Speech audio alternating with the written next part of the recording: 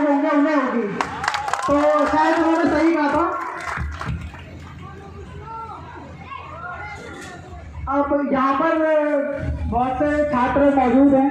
अब वो पूछ रहे थे कि कितने घंटे पढ़ते हो और कैसे तैयारी करते हैं। देखो, मैं यही कहूँगा कि सफलता का जो मूल मंत्र है वो बहुत ही क्लीशेड आंसर होगा इसका, जो शायद आप लोगों ने सुन रखा होगा, लेकिन हो सकता है आपने इम्प्लीमेंट नहीं किया हो उसको, और वो होता है हार्डवर्क। जो परिश्रम होता है उसी से कोई भी परीक्षा निकलती है। चाहे आप किसी जॉब में हो, उसमें आप अच्छा करते हैं। और केवल परिश्रम ही नहीं, सही डायरेक्शन में परिश्रम करना भी बहुत ज़रूरी होता है। डायरेक्टेड हार्डवर्क बहुत ज़रूरी होता है। मैं कल एक कॉलेज में गया था, वहाँ पर भी मैंने यही एग्जाम्पल दिया था कि अगर आपको एक पेड़ काटना हो तो आप कुल्हाड़ी से एक ही जगह पर 10 बार वार करते हैं, ना कि 10 बार अलग अलग जगह पे वार करते हैं। तो आपका जीवन में कोई लक्ष्य होना बहुत ज़रूरी है। एक लक्ष्य निर्धारित करना बहुत ज़रूरी है, क्योंकि जब आपके पास कोई लक्ष्य होता है तो आप फिर वहाँ तक पहुँचने का रास्ता भी बना लेते हैं, और वो कुछ इंटरनल मोटिवेशन भी आपको अंदर से आता है। जैसे मैं यहाँ पर अभी बोल रहा हूँ, मैं यहाँ पर आपको बहुत मोटिवेट कर सकता हूँ, लेकिन मैं जानबूझ के ज़्यादा मोटिवेट ऐसे करता नहीं हूँ, क्योंकि ये जो है ये एक एक्सटर्नल मोटिवेशन है। ये 2-3 दिन तक रहेगा। आप यहाँ से पढ़ के जाओगे, 12 घंटे पढ़ लोगे 2-3 दिन, लेकिन उससे कहीं सिलेक्शन नहीं होगा आपका। आपको ये सोचना पड़ेगा कि आप जहाँ पर भी जो भी परीक्षा की आप तैयारी कर रहे हैं, उस परीक्षा की तैयारी आप कर क्यों रहे हैं, आप क्यों जाना चाहते हैं वहाँ पर। आपको 2-3 दिन बाद या 1 हफ्ते बाद या 1 महीने बाद हर प्रिपरेशन एक साइन कर्व की तरह होती है। उतार भी आते हैं और चढ़ाव भी आते हैं। तो जब आप उतार में होंगे तब आपका जो इंटरनल मोटिवेशन है, जो आपका रीज़न है, जो आप जिस वजह से तैयारी कर रहे हैं, वो बहुत ज़रूरी हो जाता है।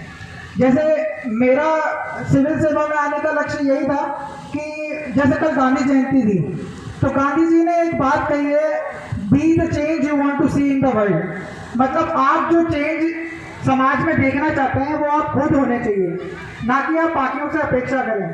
क्योंकि आप देखते होंगे सिस्टम में, मैं अब एडमिनिस्ट्रेशन में जाने वाला हूँ, डीएम बन जाऊँगा, कमिश्नर बन जाऊँगा, फिर सचिव भी बन जाऊँगा, लेकिन आप लोग बाहर से क्रिटिसाइज तो बहुत कर सकते हैं कि सिस्टम में ये कमियाँ हैं, करप्शन है, और भी कुछ कमियां हैं कि लोग नहीं सुन रहे हैं आपकी बात, लेकिन आप उसके लिए क्या कर रहे हैं। आप खुद सिस्टम में जाइए, आप अच्छा काम कीजिए, आप वहाँ पर लोगों की समस्याएं सुनिए, आप करके दिखाइए जो आप चाहते हैं कि बाकी अधिकारी आपसे आप एक्सपेक्ट करते हैं जिनसे।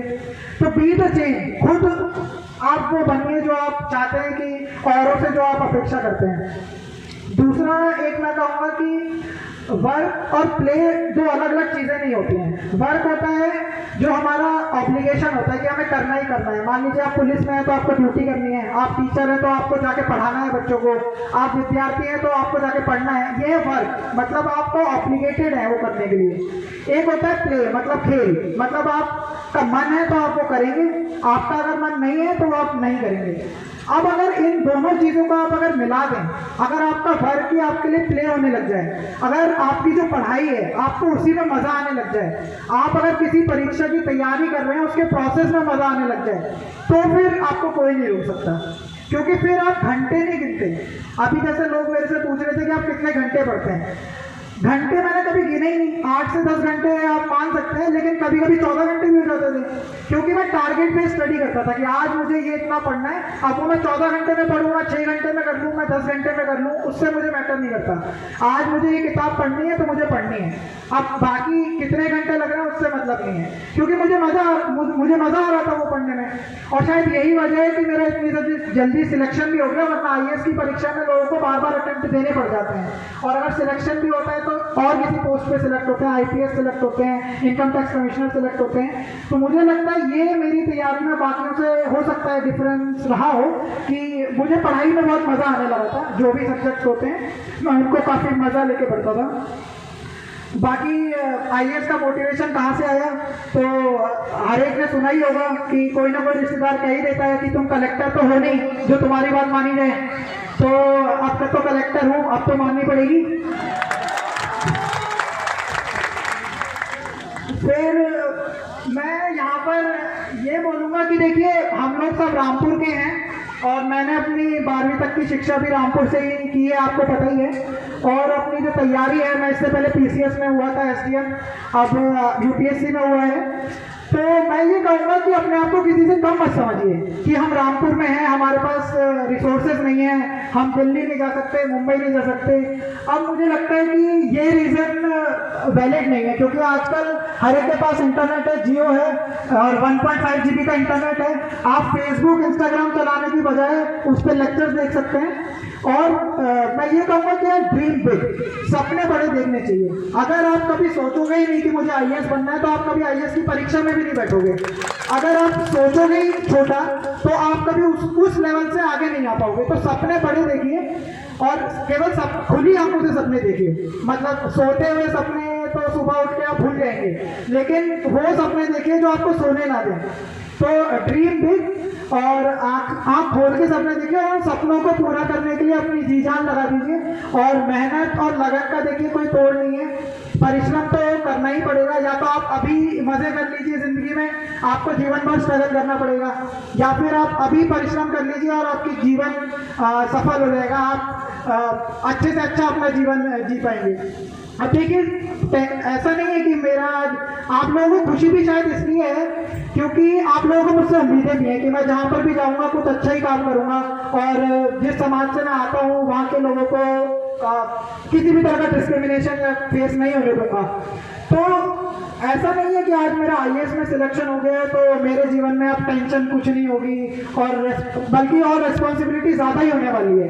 तो आप खुद सोचिए कि आप जब आज से 5, 10, 15, 20 साल बाद होंगे कहीं पर भी, आप किस तरीके का स्ट्रेस लेना चाहते हैं?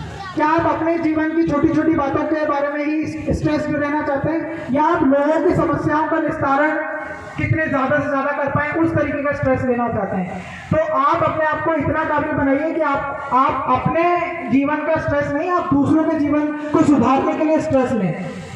बाकी तो मैं यही कहूँगा यार कि गांधी जी ने एक और बात कही थी कि live to learn, we should learn as if we want to live forever.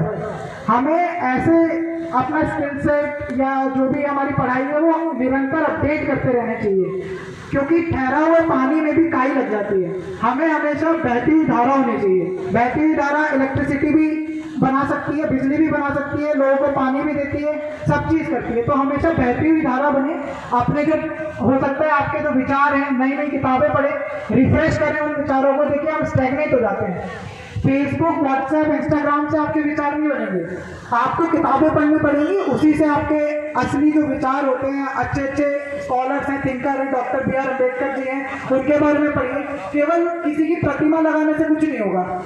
आप उनकी किताबें पढ़िए, उन्होंने क्या किया, उनका जीवन का संघर्ष क्या रहा, उसको जानिए। और मुझे लगता है कि वो जब आप अगर अच्छे से जान जाएंगे तो आपको इंटरनल मोटिवेशन की जो मैं बात कर रहा था वो ऑटोमेटिकली आ जाएगा। बाकी तो बस इतना ही बोलना था। और अगर किसी के मन में कोई और डाउट हो, हाँ एक चीज़ और, मैं जो अभी बोल रहा था वही बात थोड़ी सी अधूरी रह गई थी। देखिए, अगर आप जीवन में कुछ ऐसा पाना चाहते हैं जो केवल 0.1% लोगों को मिलने वाला हो, चाहे वो IAS की परीक्षा हो, चाहे PCS की हो, इससे पहले IIT की दी थी, क्योंकि लाखों लोग एग्जाम दे रहे हैं और गिने चुने 100-150 लोग IAS IPS बन रहे हैं, और कोई भी और परीक्षा हो। तो अगर आप कुछ ऐसा चाहते हैं जो केवल 0.1% लोगों को मिलने वाला हो, तो आपको कुछ ऐसा करना भी पड़ेगा जो केवल 0.1% लोग कर रहे होंगे। आपको चाहे वो पढ़ाई में करना पड़े, चाहे आप अच्छे खिलाड़ी हैं, क्रिकेटर आपको पता है बनना कितना मुश्किल है, देश में 11 क्रिकेटर होते हैं नेशनल टीम में। तो आप अगर कहीं पे भी जितना उच्च से उच्च जगह पर जाना चाहते हैं, चाहे वो खेलकूद हो, चाहे पढ़ाई हो, चाहे कोई एग्जाम हो, चाहे राजनीति हो, जहाँ भी जाना चाहते हैं, आपको कुछ ना कुछ एक्स्ट्रा ऑर्डिनरी करना पड़ेगा, तभी आप उसमें सबसे उच्च पायदान पर पहुंच पाएंगे। तो आप अपने आप से खुद ये क्वेश्चन पूछा करिए रोज कि क्या जो मेरा गोल है, जो मेरा लक्ष्य है, क्या मैं उसके लिए सच्ची में मेहनत कर रहा हूँ? मतलब क्या मेरी मेहनत जो है वो सच्ची है, या मैं अपने आप से धोखा कर रहा हूँ? तो जो आंसर होगा वो आपको खुद ही मिल जाएगा, बाहर से आपको किसी को कुछ पूछने की जरूरत नहीं पड़ेगी। बाकी अगर कोई UPSC PCS की तैयारी कर रहा हो तो बुक लिस्ट तो साइड में हम डिस्कस कर सकते हैं, यहाँ पर माइक तो बोलना कोई ज़रूरी नहीं समझता मैं।